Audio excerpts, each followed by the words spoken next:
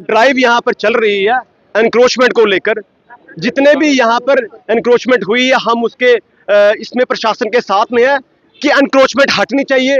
जम्मू संभाग में बहुत एक बड़े स्तर पर लाखों कनाल जमीन जो है वह हथिया ली गई है, उसमें एनक्रोचमेंट में ड्राइव चलनी चाहिए, डिमोलिशिंग ड्राइव हो और हटना चाहिए।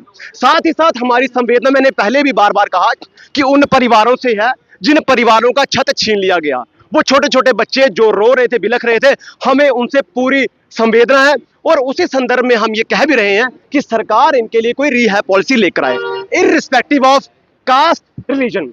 जो भी लोग हमारे जम्मू संभाग में जिनके पास घर नहीं है, आमतौर पर सबके पास है, मगर जिनके पास नहीं है उनको वो घर भी दिए हैं। मगर एनक्रोचमेंट को लेकर हम स्पष्ट हैं कि सरकार की जमीन जो है वो सरकार की संपत्ति है, उससे जन कल्याण के काम होने चाहिए। उस पर कोई अगर एक व्यक्ति कब्जा कर लेगा तो हमारे समाज में एक असंतोष की लहर जाती है कि कोई एक व्यक्ति पैसा लगाकर मेहनत कर जमीन खरीदता है और एक टुकड़ा भी कभी खरीद नहीं पाता, वहीं दूसरी तरफ लोग कब्जा करके बैठ जाते हैं, तो इससे समाज में कहीं ना कहीं समाज टूटता है।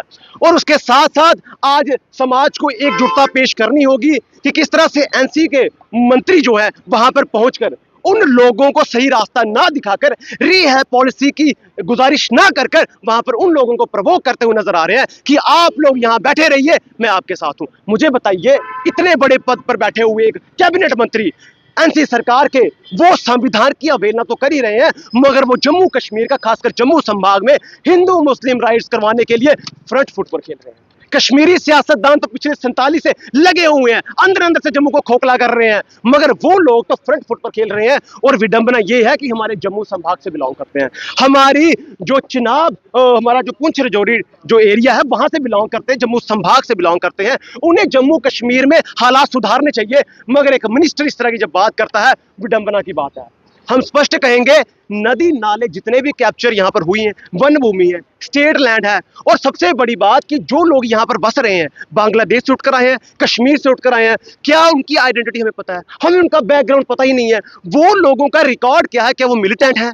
क्या वो ओवरग्राउंड वर्कर्स है? आखिर वो बांग्लादेशियों का रिकॉर्ड आपको पता है, देह व्यापार हो, यहाँ पर चिट्टा बेचना हो, तो मतलब जो जंगलों में लोग रह रहे हैं, कल ये आतंकवादियों को पनाह दे सकते हैं। और वही सीधा दागता उदाहरण है, आपने सुंजो में अटैक देखा, आपने वो भी देखा होगा पुंछ में जब कॉन्वॉय पर अटैक हुआ, तो यहीं से बटिंडी में इसी स्टेट लैंड पर बसे हुए अवैध लोगों ने यहां से इनपुट दिए। तो कहने का मतलब है जम्मू की सुरक्षा कॉम्प्रोमाइज हो रही है, जम्मू की एजेंसियां सोई हुई हैं, जम्मू पर कभी भी अटैक हो सकता है, कभी भी यहां पर गृह युद्ध हो सकता है इस एनसी के नेताओं के कारण।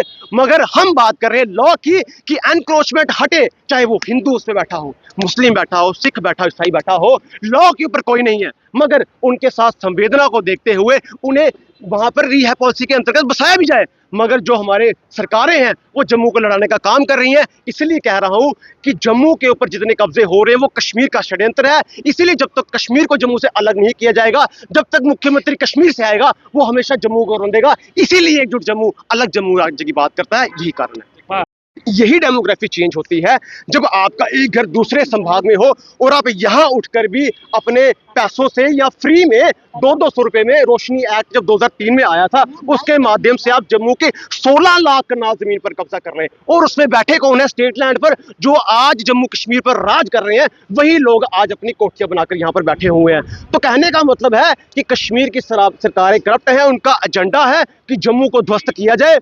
जो चीजें कश्मीर में गठित 1990 में हुई हैं, वही माहौल बनाने का प्रयास हो रहा है। ये वही कारण है कि इर्द गिर्द जो है यहाँ पर डेमोग्राफी चेंज हो रही है। अगर अब भी लोगों को समझ नहीं आया और लोग जागरूक नहीं हुए, तो मुझे लगता है आने वाला जो समय होगा बहुत गंभीर होगा। एक सवाल है मेरा, आपने कहा लॉ के ऊपर कोई नहीं है, रायका में 1 लाख से ज्यादा पेड़ काटे जा रहे हैं, वहां पर आपकी जुडिशरी बैठेगी, जो जुडिशरी लॉ का काम करती है, क्या ये सही है? एक सवाल ये।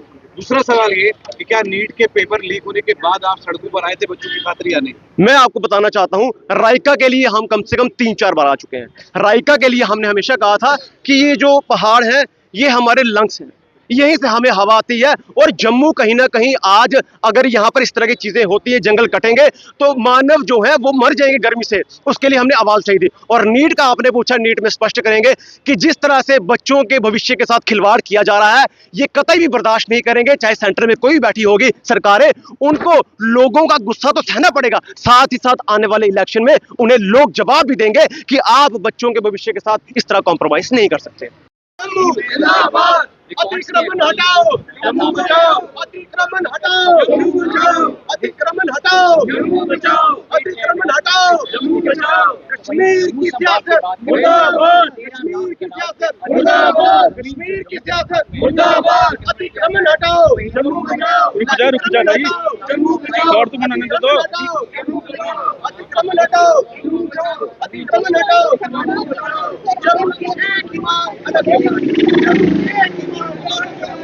जम्मू की एक ही मांग, जम्मू की एक ही मांग,